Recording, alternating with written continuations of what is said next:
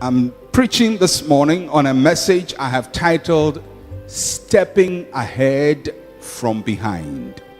One of the biggest challenges we have in life is how to stay in a race when others have taken the lead ahead of us.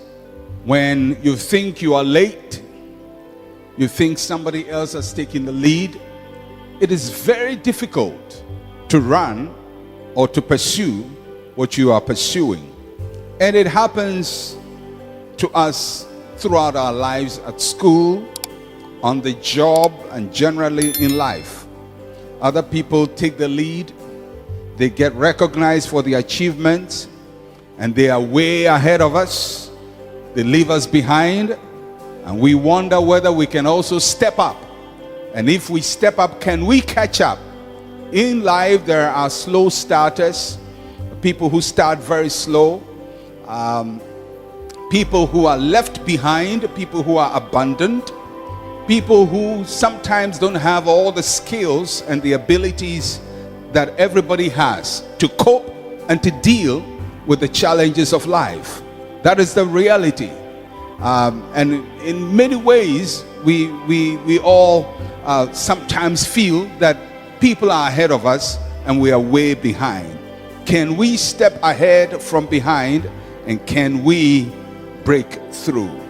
That is what we are going to discuss today. In life, there are people who are proud in spirit, and there are people who are patient in spirit. The patient in spirit are not disturbed even if people have gone ahead of them. The proud in spirit always want to shine early, outshine everybody, take the leadership, take the high road, and always be ahead. But there are those who come patiently. May God give you a patient spirit.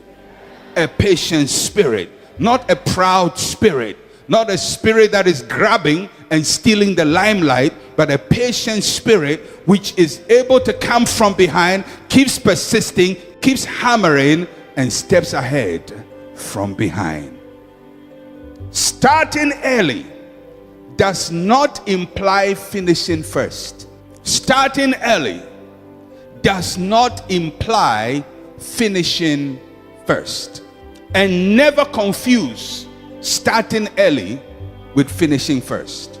Never confuse that. There will always be people who start early. They start early in school. Some people are very good. Some people are able to start early and end well. And I'm not saying if you start early, you always be last. No. Some are good right from the beginning. I know people who from primary class 1 have been first right through to university first class and are doing well in life. I've also known people who were last and are now first.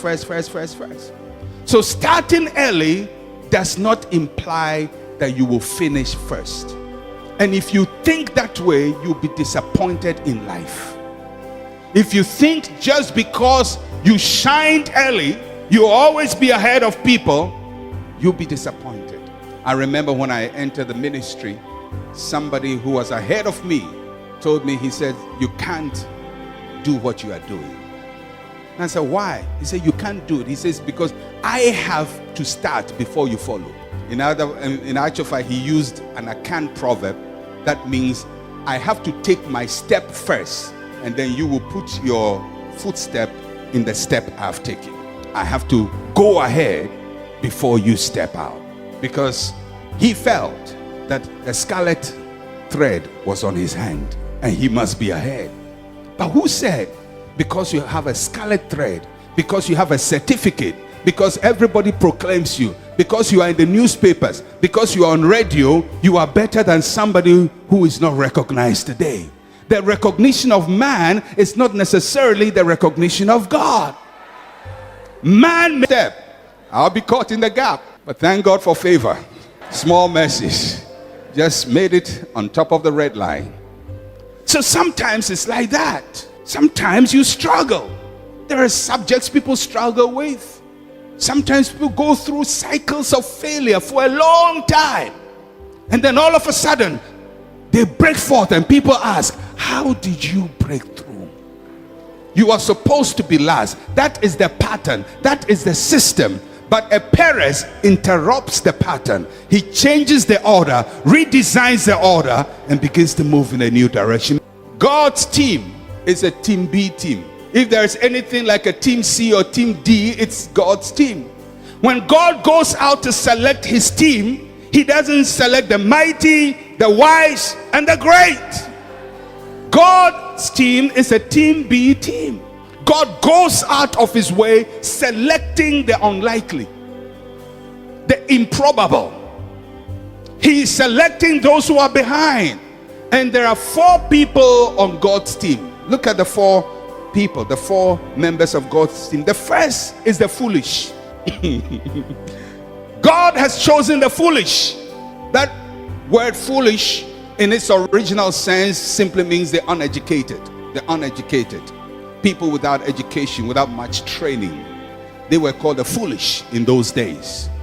God has chosen the illiterate, the unschooled. And I'm not saying by this that don't go to school. I'm saying that God does not choose us based on our education. God's grace overrules our weaknesses. He has chosen the foolish, people without education. The second people on God's team, the foolish, are the goalkeepers. The defenders are the weak, people without power. They have no connection. They have no strength. Their voice is not respected. Powerless people, the weak, the marginalized, the vulnerable in society. God has chosen them. Not the powerful, not the high and mighty, but the people without power. The midfield, the base. God has chosen the base, people without social class. People without social class. They don't know how to use cutlery.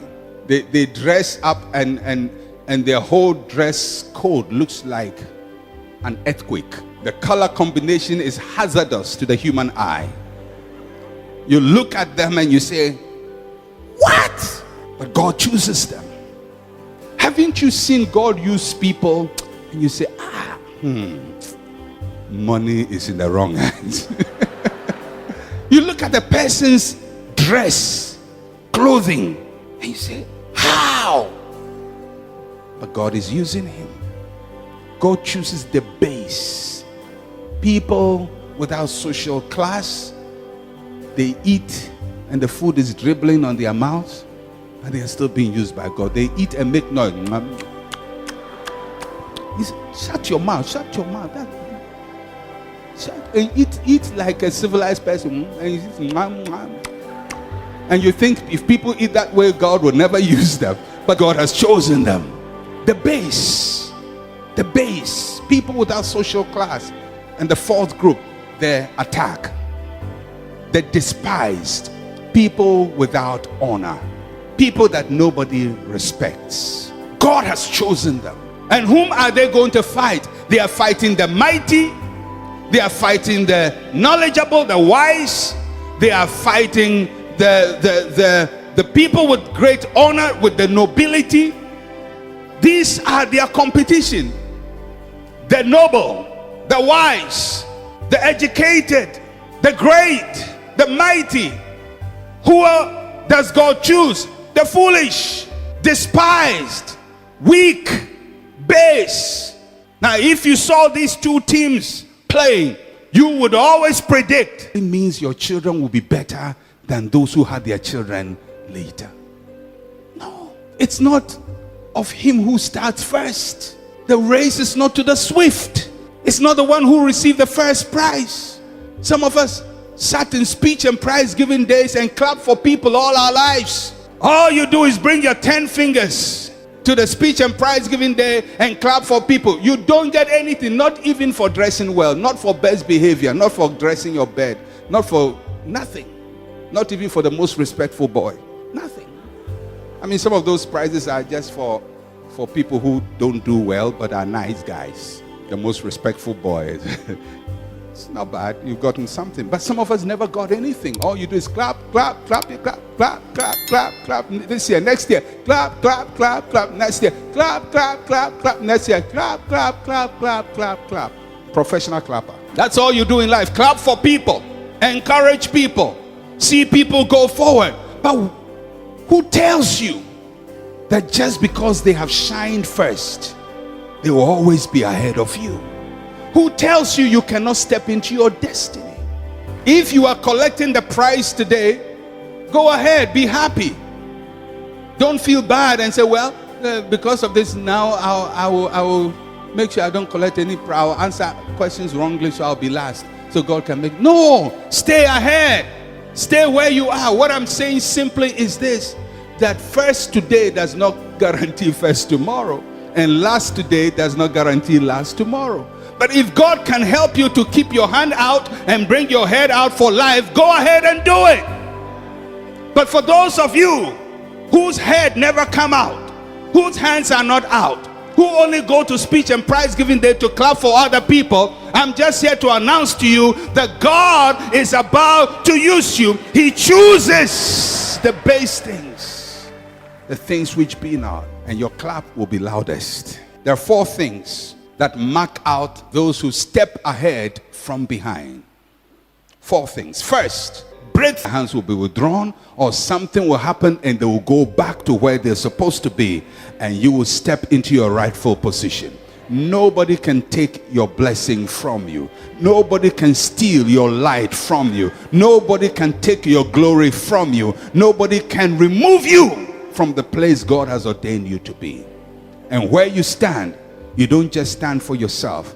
You stand that through you, the glory of God will be made real in all the earth.